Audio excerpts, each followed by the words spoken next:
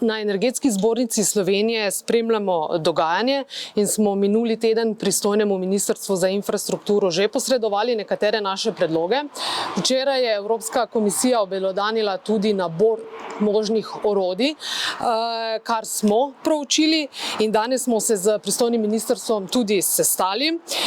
Svoje predloge bodo predstavili vladi in to še danes, tako da o tem bo danes razpravljala vlada. Zdaj, poleg kratkoročnih ukrepov, ki smo jih ravnokar slišali, so tukaj še tudi ukrepi na srednji in pa dolgi rok.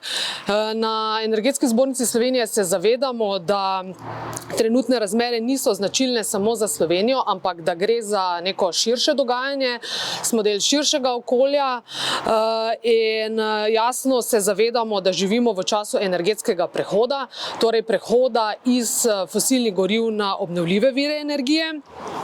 In zato smo tudi v Energetski zbornici pripravili nek nabor številnih projektov, ki jih lahko označimo za zelene energetske projekte prihodnosti, in ugotovili smo, da v finančni perspektivi 2021-2027 slovenska energetika pripravlja za vsaj 4 milijarde evrov tovrstnih projektov, in to kaže na neko vizijo in pa tudi neko odgovornost slovenske energetike do celotne družbe.